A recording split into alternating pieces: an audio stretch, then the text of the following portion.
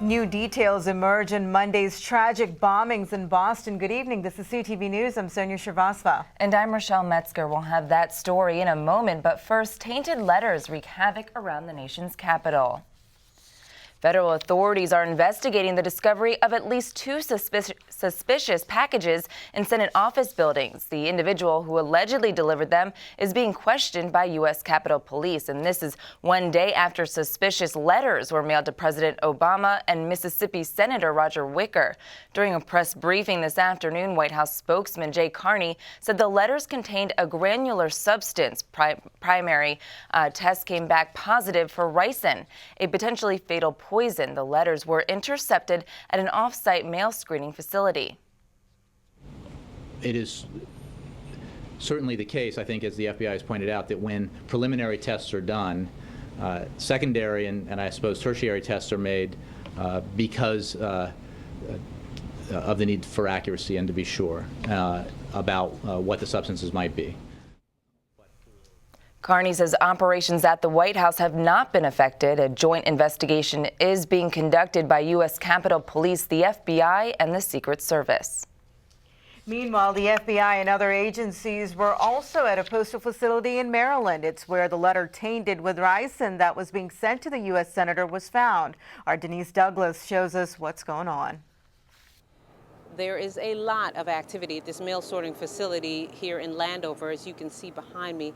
The fire department is here, as well as Homeland Security, and we understand that a hazmat team is also on hand because a letter with ricin that was sent to Senator Roger Wicker was intercepted here. A similar letter was also mailed to President Obama and was found at another facility. Not only did the letters test positive for the dangerous substance, but the filters inside of the buildings did as well. I spoke with a young man whose family owns a business next to the Landover mailing facility about whether they are concerned about what's going on here today. I didn't know what it was until I saw people dressed up in hazmat suits. Then I figured it was something serious.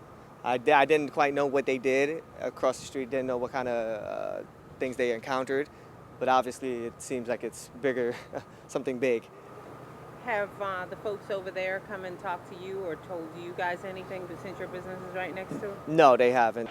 We are hoping to get some more information about what they are looking for and what they are finding inside of the building, but I can tell you that at this point, crews continue to be very busy going inside and outside as they continue to investigate the letter with ricin that was found here.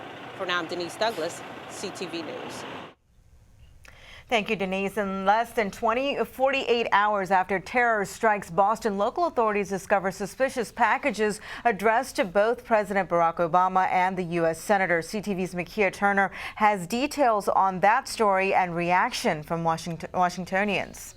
Boston Marathon, killing 3 people, including one 8-year-old boy, and injuring hundreds more, comes the arrival of a suspicious package and a couple letters, one of which was addressed to President Barack Obama and Senator Roger Wicker of Mississippi. Now, we're told that yesterday the letter addressed to President Obama was in fact intercepted at a remote White House mailing facility in Landover, and that's according to the FBI. The letter also comes on the heels of the discovery also on Tuesday of a ricin-laced letter that was sent to Senator Wicker. Now, we're told that U.S. Capitol Police, the FBI, and Secret Service are working hard to find some answers. Meanwhile, we also spoke to one city official and a couple local residents who tell us about their concerns. You have to be vigilant every single day. Obviously, after September 11th, we've been working as a region, both through COG and through our individual jurisdictions, to make sure our citizens are safe. However, our citizens also have a responsibility.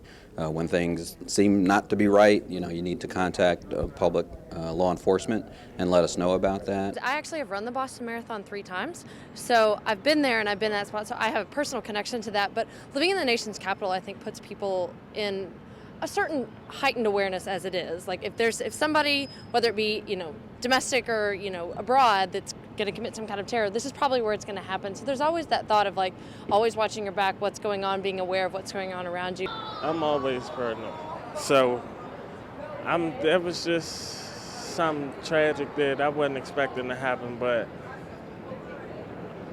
I don't know, there's nothing I could do. I mean, I just take it day by day and just keep on living my life. Visitors here to your city, and yeah, really, really sad to see what happened in the marathon. I did the Auckland Marathon last year, and I just can't imagine something like that happening.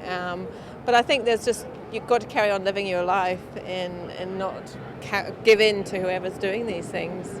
Now, according to press reports, the first floor of the Hart Senate office building had to be evacuated earlier today as employees working on the higher levels were asked to remain in their offices. Now, since then, that building has been reopened and U.S. Capitol Police are conducting an investigation. In the district, I'm Makia Turner, CTV News. To keep up with emergency updates and other happenings in and around the D.C. area, you can log on to capitalregionupdates.gov. A big break tonight in the investigation into the Boston Marathon bombings. Less than 48 hours after the deadly attacks, several media outlets, including the Associated Press, are reporting that a suspect has been identified. The breakthrough came from surveillance video taken from a department store near the site of the second explosion.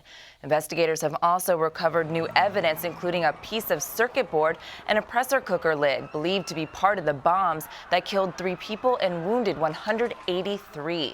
Bill Braniff is executive director of START, the National Consortium for the Study of Terrorism and Responses to Terrorism. He says events like this are actually rare, and Americans should continue to place Since trust. 9/11, they have done a really outstanding job foiling plots. I mean, one of the reasons that this attack is so surprising is because so many plots of the last decade have been foiled by the authorities.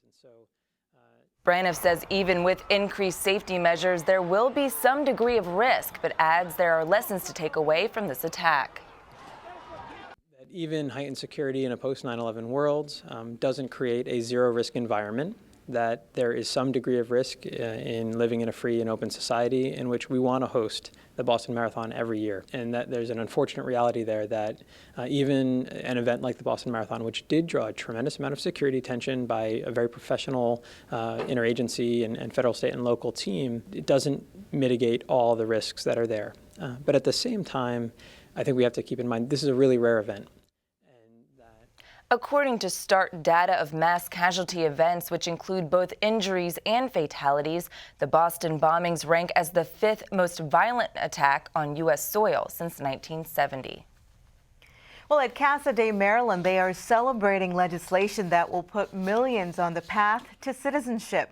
The senators, known as the Gang of Eight, have submitted a measure that does a number of things. One, it allows undocumented immigrants to initially get work permits. Also, after 5 years, the Dreamers can apply to stay in the U.S. permanently. Still, Gustavo Torres says they aren't satisfied. To become U.S. citizens.